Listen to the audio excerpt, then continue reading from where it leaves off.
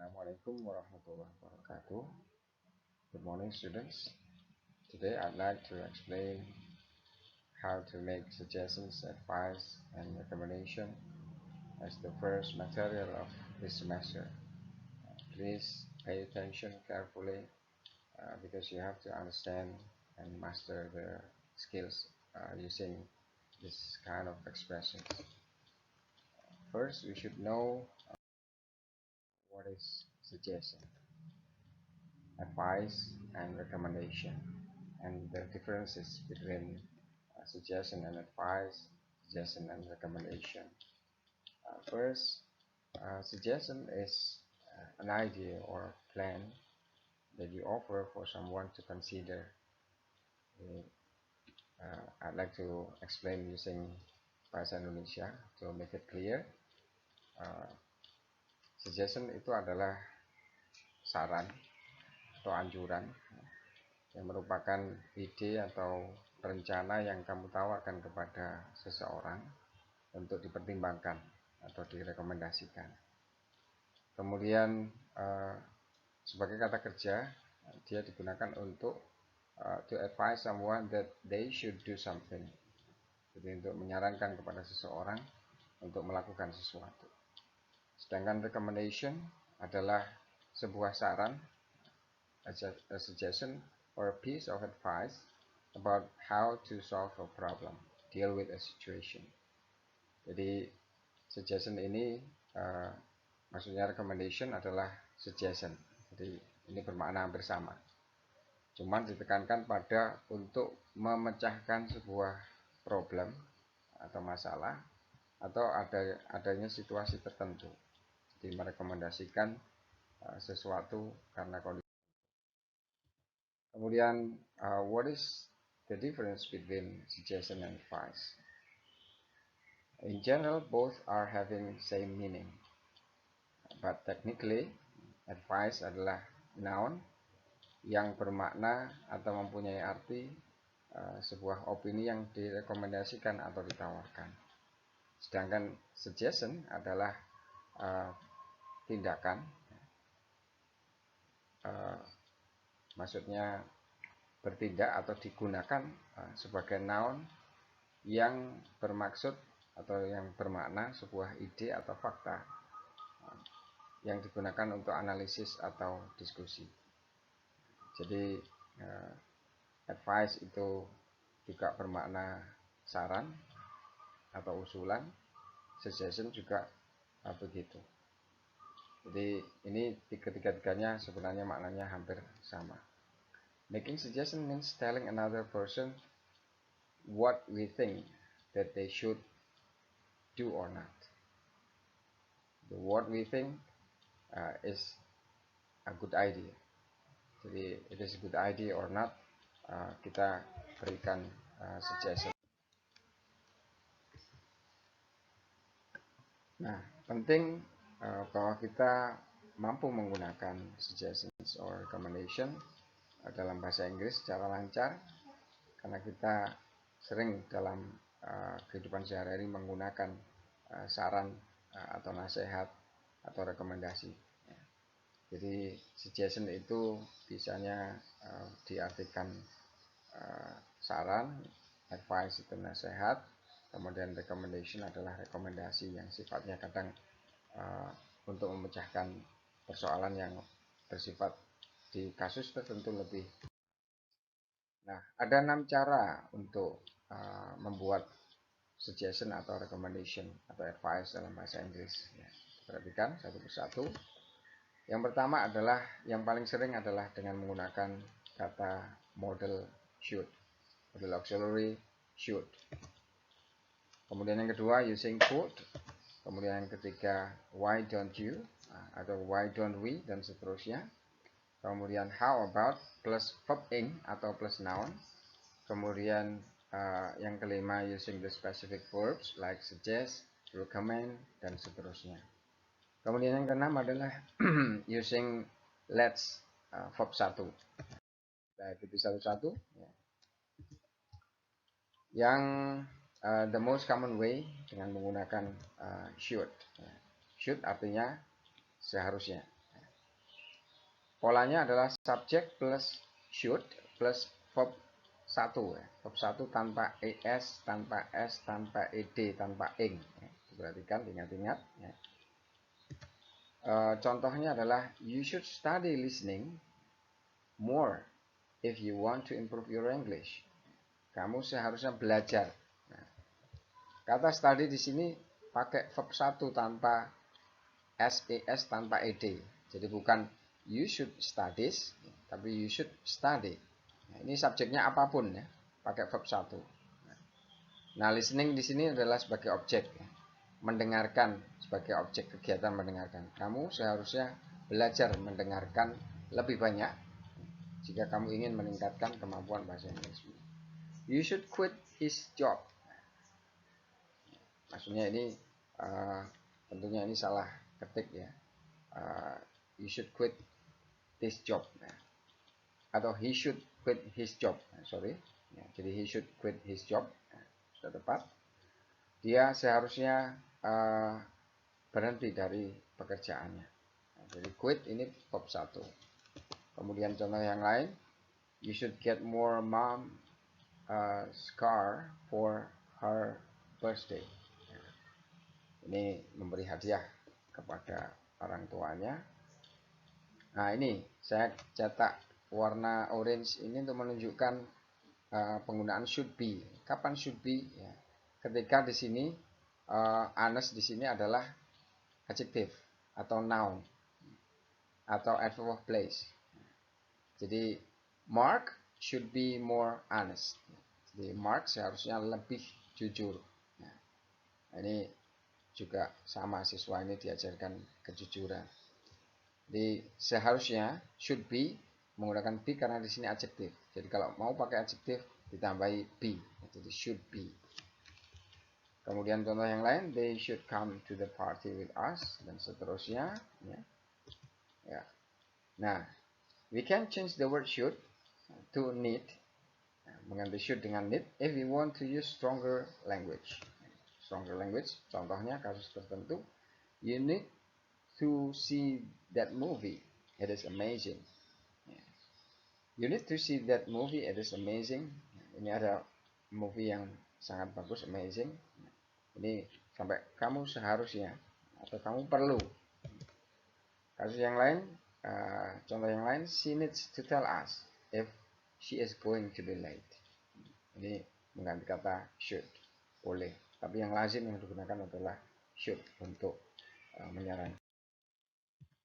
Kemudian yang kedua penggunaan could. Penggunaan could ini subject plus could. Bedanya apa dengan should? Ini yang terakhir ini coba. We use could. It shows that we do not have an opinion. Jadi artinya kita tidak beropini, ya, tetapi lebih ke menyarankan kamu bisa melakukan itu. Jadi could ini bermakna bisa, tapi bisa juga digunakan untuk menyarankan. Contohnya, you could do yoga if you want to be healthier. You could go to Thailand for the next vacation. Jadi subject plus could plus verb 1 sama. Ini ada do, ini ada go. Could be, ini digunakan, nah ini bukan adjektif tapi noun. Jadi memang menggunakan be itu kalau enggak adjektif, noun, atau satunya keterangan tempat, adverb of place. Nah ini, they could be teachers for their respective careers. Jadi mereka bisa menjadi guru untuk karir prospektif mereka. Jadi guru ini adalah pekerjaan yang bagus, mendidik, mengajarkan, menanamkan nilai. Nah, itu karir yang bagus. Ini siswa yang nanti punya kemampuan bagus bisa menjadi guru untuk merubah Indonesia menjadi lebih maju. We often give more than one option when using could. Jadi could ini memberi tawaran. We could go to Europe next vacation, or we could go to Africa. Ini yang mau traveling, duitnya banyak. Dan contoh-contoh yang lain. Jadi yang terakhir ini contoh misalnya, he could take the bus or the subway. Jadi subway ini train bawah tanah. Jadi dia bisa naik bus atau naik kereta bawah tanah. Jadi ini ada pilihan. Jadi could ini pilihan yang bisa dipilih oleh orang yang disarankan. Nah, ini bedanya sedikit ya. You should try yoga. I think that yoga is the best for you. Nah, kalau pakai should. Kalau pakai could, you could try yoga. Yoga is one possibility for you. Bedanya sedikit ya. Ya. Yang ketiga using why don't atau why doesn't, kemudian subject, verb, tanda tanya. Contohnya, why don't you try jujitsu? Mengapa kamu tidak mencoba? Jadi why don't you terus verb 1. Ini rumusnya ya. Why don't you verb 1. Ini kalau yang disarankan orangnya adalah kamu. If you hate your job, then why don't you quit? Jika kamu membenci pekerjaanmu, mengapa kamu tidak berhenti darinya? Jadi ini juga saran. Why don't you? Kalau yang disarankan kamu. Kadang why don't we? Jadi why don't you buy a new car? Why doesn't he try to save more money? Nah, ini yang disarankan dia. Ada orang ketiga. He always uses his money very recklessly. Recklessly artinya ceroboh. Dan seterusnya. Ini ada ya, number 4. Cara keempat, how about plus gerund. Gerund ini verb ing ya, atau plus noun. Contohnya atau pattern atau pola rumusnya, how about plus verb ing atau plus noun, plus object. Tapi yang sering dipakai adalah verb ing-nya. How about trying this restaurant? Jadi how about plus verb ing ini rumusnya ya. Perhatikan. Nanti kalau ulangan, how about diikuti verb ing. Jadi bukan how about try this restaurant, tapi how about trying this restaurant. Jadi bagaimana kalau kita mencoba restoran ini? How about going back to school to get your master's degree? Bagaimana kalau kembali ke sekolah untuk mengambil gelar mastermu? Kemudian how about this movie? Nah, ini langsung kata bendanya. Jadi tidak pakai verb ing tapi noun. Karena verb ing di sini ini memang fungsinya sebagai noun. Jadi gerund itu verb ing yang berfungsi noun, maksudnya adalah kegiatan. Nah, ini misalnya ada pilihan beberapa movie. Ini movie yang kurang mendidik, ini movie yang mendidik, bagus, ada motivasinya. Nah, kemudian ditawarkan, how about this movie? Artinya, bagaimana dengan film ini yang lebih mendidik? Atau how about this book? Bagaimana kalau buku ini kita baca? Contoh lain, if you don't want to go outside, how about reading motivation books?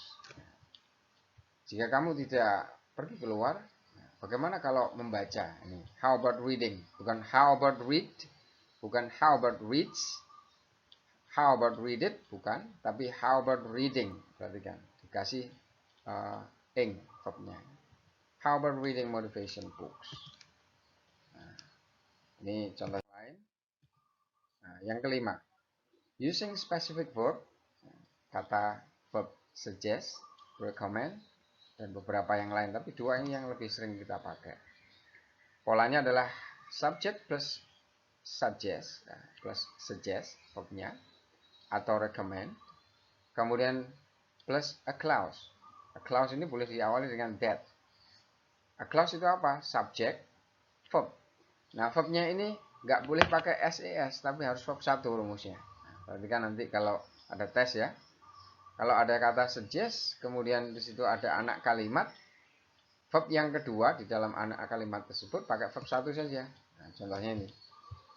I suggest that you study grammar more.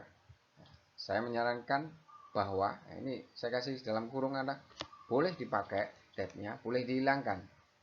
Yang bermakna di dalamnya kalau dihilangkan tetap bermakna bahwa. Jadi I suggest you study grammar more. Ini boleh. I suggest that you study grammar more. Ini juga boleh. Nah, kata study di sini saya cetak tebal. Itu tidak pakai studying atau studied atau studies, tapi verb satu biasa. Apapun subjek yang ada di sini. Subjek yang di sini dia sebagai subjek di anak kalimat. Ini anak kalimat. Saya menyarankan bahwa kamu belajar grammar lebih banyak. Ya. Nah, ini yang lain. I suggest that he think. Ini kan kalau normal ini kan he thinks. Tapi di sini nggak boleh pakai s. Ini sudah rumus. Ini kadang disebut dengan konsep subjunctive. Jadi ada sedikit perkecualian. Anak kalimat di sini kalau kata suggest atau recommend itu s-nya di sini hilang. Normalnya kan ada he thinks, tapi menjadi he think saja. He think more about it before he makes a decision. Lengkapnya, I suggest he think more about it before he makes a decision. Jadi that boleh dihilangkan, boleh dipakai. Ini verb 1 ya. Perhatikan nanti kalau ada tes ini di tes grammar masuk PTN atau di tes-tes yang lain ini kadang muncul. Recommend sama. Harusnya normalnya she focuses. Ditambah as karena ini subjeknya she. Ini tadi he. Karena she ini harusnya as, tapi karena ini pakai kata recommend, I recommend that she focus on improving her speaking. Ini nggak usah fokus, tapi fokus verb 1. Ingat-ingat. Ini penjelasannya seperti yang sudah saya jelaskan. Nah, kadang-kadang pakai kata verb ing. Suggest atau recommend pakai verb ing. Ada contohnya. I suggest going to Europe in the summer. Saya menyarankan bahwa kamu pergi ke Eropa pada musim panas ini. Nah, di sini kalau pakai normalnya ini pakai anak kalimat, I suggest that you go. Nah, tapi ini langsung bisa disingkat going. Jika apa yang disarankan itu langsung orang yang dihadapi. Jadi, I suggest that you go to Europe. Tapi ini boleh. I suggest going to Europe in the summer. Ini boleh langsung. Tapi kalau subjeknya hilang di sini langsung menjadi verb ing. Ini kasus saja tambahan ilmu, tapi pakemnya ini. Ini nanti jarang ditanyakan. Yang sering ditanyakan nanti yang ini pakai anak kalimat normal. Ada subjek di anak kalimat di sini. Ini kan nggak ada subjek di anak kalimat. Nah, contoh yang lain, I recommend trying that Mexican restaurant. Ini juga begitu. Yang disarankan orang yang diajak bicara langsung pakai trying. Ini tambahan ilmu saja yang ini. Kemudian yang ini ada sedikit tambahan juga. We can also do this when both people know who will do the action or when it is general advice. Jadi tambahan contoh tadi ya. Mark says he wants to lose weight. I suggest dieting and lifting weights. Jadi sama dengan I suggest that Mark diet and lift weights. Jadi ini boleh langsung I suggest dieting and lifting weights. Karena yang dimaksudkan sudah tahu yaitu Mark. Jadi yang disarankan adalah Mark. Ini langsung boleh dieting and lifting weights. Ini masih lanjutan yang barusan tadi ya. Nah, boleh dinormalkan menjadi I suggest that Mark diet. Ini kan harusnya diets ya, ada s-nya. Dan lifts ada s-nya. Tapi ini karena pakai kata suggest, maka diet harus verb 1 normal tanpa apapun. Dan ini contoh yang lain, it is hard for people to learn English. I suggest speaking as often as possible. I suggest that everyone atau anyone who is trying to learn English speak as often as they can. Jadi, saya menyarankan bahwa setiap orang yang berusaha untuk belajar bahasa Inggris, maka disarankan untuk berbicara sesering yang mereka bisa. Jadi I suggest speaking as often as possible. Siapa yang disarankan? Ya, orang yang belajar bahasa Inggris. Ini boleh langsung I suggest speaking. Subjeknya hilang, langsung jadi ing. Tapi normalnya kalau ada subjeknya, nah ini. I suggest that anyone who is trying to learn English, ini subjeknya, speak as. Speak ini nggak boleh pakai speaks, tapi speak biasa, verb 1. Yang terakhir, pakai let's. Let's itu mari kita ya, ajakan. Ayo atau mari kita. Rumusnya sama, let's plus verb 1 tanpa ses, tanpa ed. Perhatikan, let's plus verb 1. Nanti kalau dalam tes ada jebakan yang kata kedua ada ses-nya, jangan dipilih ya. Contoh ini, let's try this restaurant. Ini jangan sampai dipilih let's trying. Jangan let's tries, tapi let's try this restaurant. Verb 1 utuh. Kemudian let's go home, bukan let's going home. Bukan let's goes home. Mudah ya. Let's tell her truth. Let's tell her the truth. Ini mari kita beritahu dia yang benar atau kebenaran itu. Jadi tell bukan tells, bukan telling, tapi tell verb 1 biasa. Let's be patient. Nah ini. Mari kita bersabar. Patient ini adjektif ya. Kenapa pakai to be? Karena patient ini adjektif. Nggak boleh langsung let's patient. Tapi let's be patient. Mari kita bersabar to face the problem. Untuk menghadapi persoalan ini. Okay? Hopefully you can master the language skills that certainly can be useful to gain your knowledge. So English is very important. If you master one concept, another concept, and you get more skills and mastery in English, you can enrich your knowledge, because there are a lot of information and knowledge sources written in English. So that's why don't quit to study English, to improve your English. Okay, I think that's all for this material. I hope this is very useful to make you understand more about this material. See you again. Assalamualaikum warahmatullahi wabarakatuh.